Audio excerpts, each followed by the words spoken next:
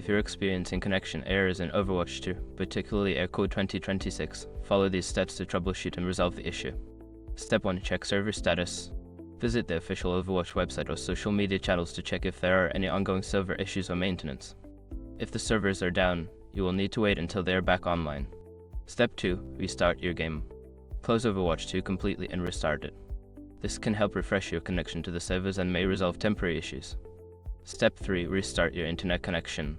Unplug your modem and router, wait for about 30 seconds, then plug them back in.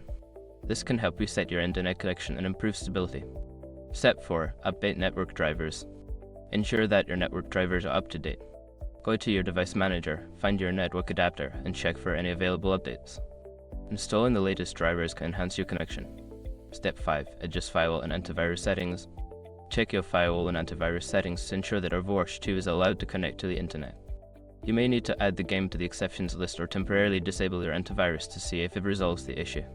By following these steps, you should be able to fix the connection error 2026 in Overwatch 2. If the problem persists, consider reaching out to Blizzard support for further assistance.